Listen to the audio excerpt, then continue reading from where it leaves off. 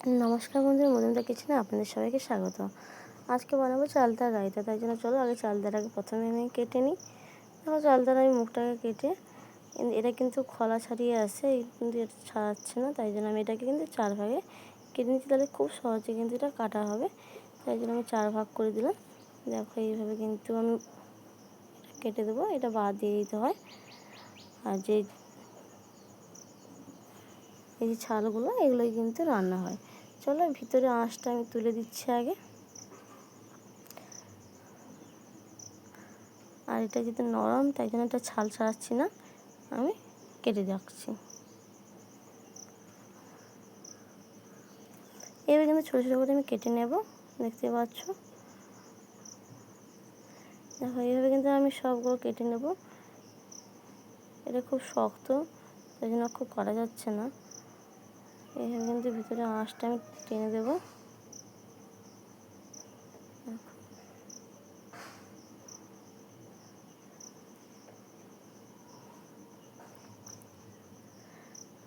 আর আমি ছালটাকে এভাবে কিন্তু ছাড়িয়ে নেব।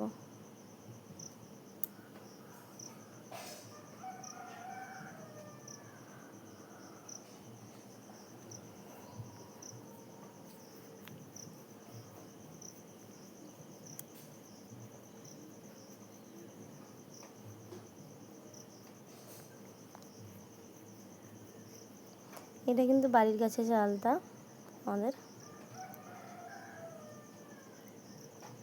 দেখো এইভাবে কিন্তু আমি সব চালতাগুলো কেটে নেব। দেখো আমার সব চালতাগুলো কিন্তু কাটা হয়ে গেছে। এবার চলো একটা গ্যাসের মধ্যে কড়াই বসে দিই।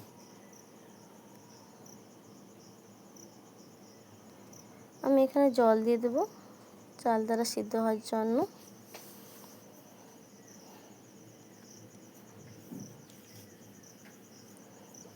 জল দিয়ে দিলাম। এবার আমি চালতাগুলো দিয়ে দেবো সিদ্ধ হওয়ার জন্য।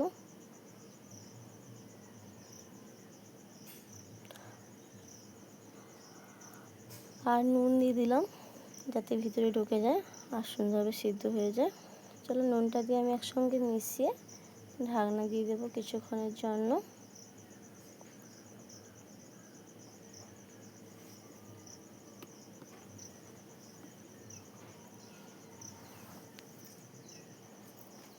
দেখো ঢাকনা খুলে দেখছি কিছুক্ষণ পর, দেখো কি সুন্দরভাবে সিদ্ধ হয়ে গেছে। দেখতেই পাচ্ছ, গ্যাসের ফ্লেমটা আগে থেকে বন্ধ করে দিয়েছিলাম। চলো এবার একটা বাটির মধ্যে ঢেলে নিই। দেখো ঢেলে নিয়েছি, দেখো জল ঝরিয়ে নিয়েছি। আর এটা জলটা কিন্তু অবশ্যই ফেলে দেবে, নাহলে কিন্তু টকে কিন্তু খেতে পারা যাবে না। চলো আবার একটা গ্যাস বসিয়ে দিই। গ্যাসে কড়াইটা বসিয়ে দিলাম। কড়াইটা আমার গরম হয়ে গেছে। এবার কড়াইয়ের মধ্যে আমি সাদা তেল দিয়ে দিচ্ছি। তোমরা এখানে সরষের তেলও ব্যবহার করতে পারো। দেখো তেলটা আমার গরম হয়ে গেছে। দুটো শুকনো লঙ্কা ফোড়নটা দিয়ে দিচ্ছি আগে থেকে। শুকনোটা আগে ভালোভাবে ভেজে নেব।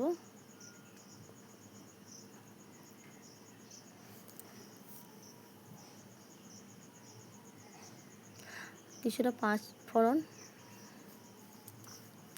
একটা তেজপাতা,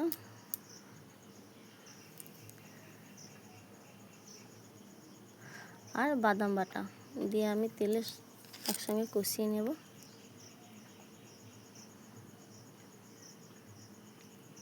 এটা চীনা বাদাম, আমি বাড়িতে চীনা বাদাম বেটে রেখেছিলাম। তোমরা এখানে চীনা বাদাম দেবে। আর যদি কাজু বাদাম দিতে পারো তো আরও ভালো হয়। কাজু বাদাম দিয়েও রান্না করলে ভালো লাগে খেতে। আর নুন দিচ্ছি, আর অল্প একটু হলুদ,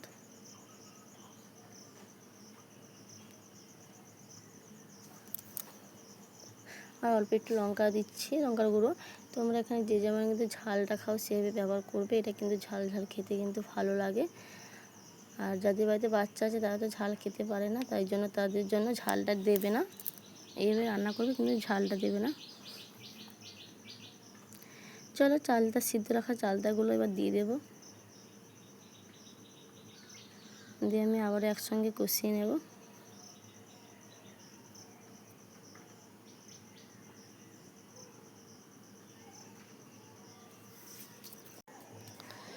এটা কিন্তু চালটা দিয়ে ভালোভাবে কিন্তু আগে কষিয়ে নিতে হবে। তো এইভাবে কিন্তু কষিয়ে রান্না করলে খেতে কিন্তু ভালো লাগে।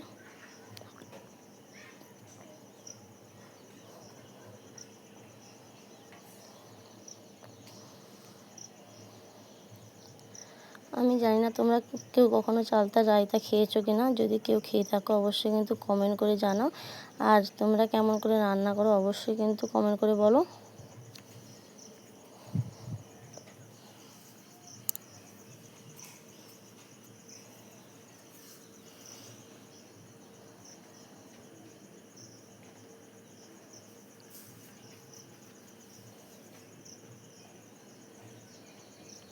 দেখো আমি কিন্তু ভালোভাবে কিন্তু কষিয়ে নিয়েছি, দেখতেই পাচ্ছ।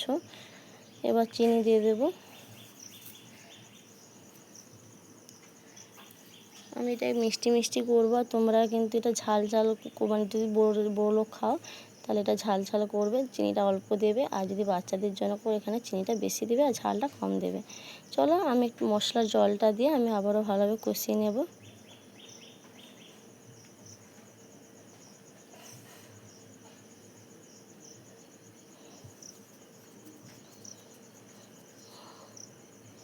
এখানে কিন্তু প্রথমে বেশি জল আমি দিইনি। আর রায়তা মানে কিন্তু অল্প অল্প জল থাকবে, সেইভাবে কিন্তু দিতে হবে।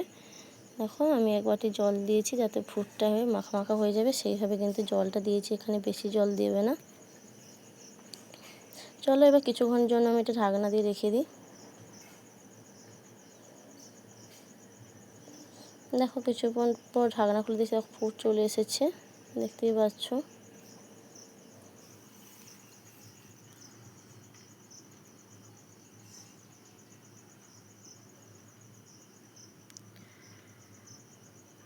আমি সর্ষে বেটে রেখেছিলাম, সেই সর্ষে বাটাটা লাস্টে দিচ্ছি, কিন্তু প্রথমে দিলে তিতা চলে আসে, তাই আমি এটা লাস্টে দিলাম। সর্ষে বাটাটা দিয়ে আমি আবারও একসঙ্গে মিশিয়ে নেব।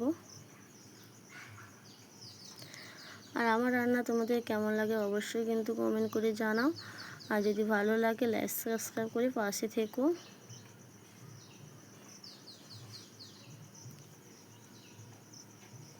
চলো একসঙ্গে কিছুক্ষণ মিশিয়ে নিচ্ছি। দেখো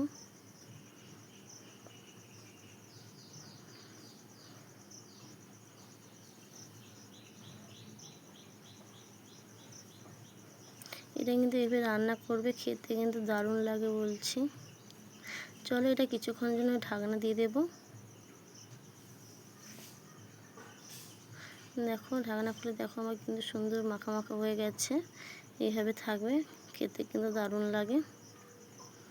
চলো এবার তোমাদের নামিয়ে দেখাচ্ছি, কেমন হলো অবশ্যই কিন্তু কমেন্ট করে জানাও।